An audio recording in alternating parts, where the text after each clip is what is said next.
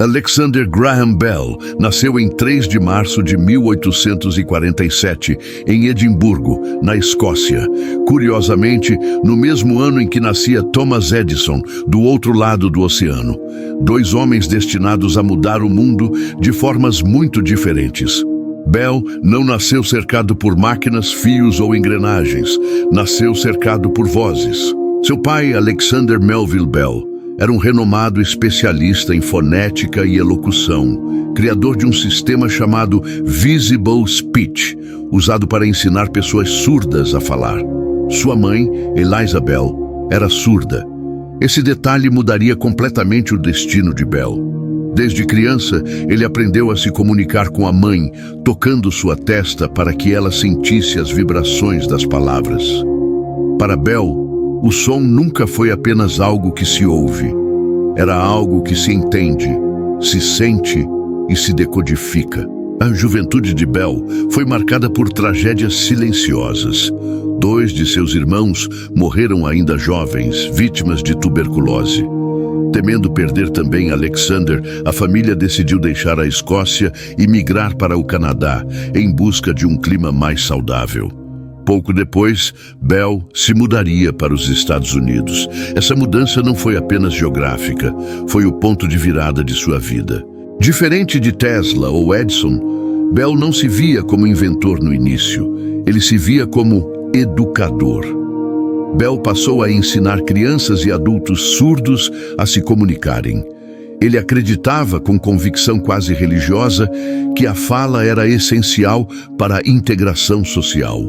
Essa crença, inclusive, geraria controvérsias mais tarde, pois Bell era contra o uso da língua de sinais, defendendo que os surdos deveriam aprender a falar. Hoje, essa visão é criticada, mas na época era considerada revolucionária. Foi nesse ambiente, salas de aula, exercícios vocais, vibrações sonoras, que Bell começou a fazer perguntas perigosas.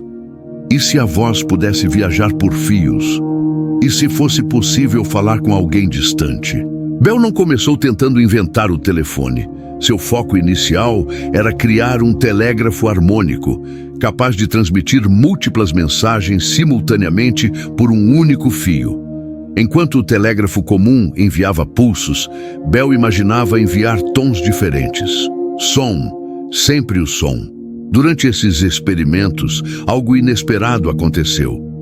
Em 1876, ao testar um equipamento em seu laboratório, Bell falou acidentalmente uma frase que entraria para a história. "Sr. Watson, vem aqui, eu quero vê-lo." Do outro lado do fio, seu assistente, Thomas Watson, ouviu a voz com clareza. O telefone havia nascido. Ou quase. No mesmo dia em que Bell registrou a patente do telefone, outro inventor, chamado Elisha Gray, entrou com um pedido muito semelhante. A diferença? Bell chegou algumas horas antes. Até hoje, historiadores discutem se Bell teve acesso indevido aos projetos de Gray. Existem indícios, documentos e testemunhos que levantam suspeitas. Bell foi acusado de roubo de ideias, corrupção no escritório de patentes, uso de informações privilegiadas. Foram mais de 600 processos judiciais contra ele ao longo da vida. Ele venceu todos.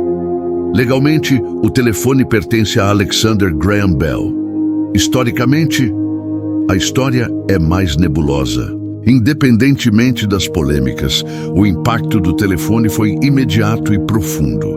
Pela primeira vez, a distância deixou de ser um obstáculo para a comunicação humana. Negócios aceleraram, famílias se aproximaram, governos se transformaram. Bell fundou a Bell Telephone Company, que mais tarde se tornaria a AT&T, uma das maiores empresas de telecomunicações do mundo. Ele se tornou rico, famoso e respeitado, algo que Tesla jamais experimentou. Mas Bell não parou no telefone. Pouca gente sabe, mas Bell trabalhou em dezenas de projetos. Fotofone, transmissão de som por luz, precursor da fibra óptica, detectores de metais, tentou salvar a vida de um presidente. Hidroaviões, experimentos com aviação, pesquisas genéticas. Sim, Bell também se envolveu com eugenia, uma área hoje considerada profundamente problemática. Ele acreditava que certas características humanas deveriam ser controladas. Uma visão comum na época, mas que mancha seu legado sob o olhar moderno. Bell era reservado. Não gostava de holofotes como Edison. Não tinha o ar trágico de Tesla. Era um homem de família, casado com Mabel Hubbard, que também era surda. Com ela, teve filhos e uma vida relativamente tranquila. Curiosamente, Bell não gostava de telefones. Achava que eles interrompiam o pensamento. Em sua casa, evitava usá-los. O homem que fez o mundo falar preferia o silêncio. Alexander Graham Bell morreu em 1922, aos 75 anos, no Canadá. No dia de seu funeral, algo simbólico aconteceu. Todos os sistemas telefônicos dos Estados Unidos e do Canadá ficaram em silêncio por 1 minuto. Milhões de aparelhos mudos, nenhuma voz, nenhuma ligação. Uma homenagem silenciosa ao homem que deu voz ao mundo. Hoje, vivemos conectados por chamadas, vídeos, áudios, mensagens instantâneas. Tudo isso começa ali, com um fio, uma vibração e uma frase simples. Mas a história de Bell deixa uma pergunta inevitável. Ele foi um gênio visionário? Ou apenas o homem certo, no momento certo? Talvez tenha sido os dois. Alexander Graham Bell não apenas inventou um objeto. Ele mudou a forma como os humanos se relacionam. E uma vez que o mundo aprendeu a falar à distância, nunca mais conseguiu ficar em silêncio.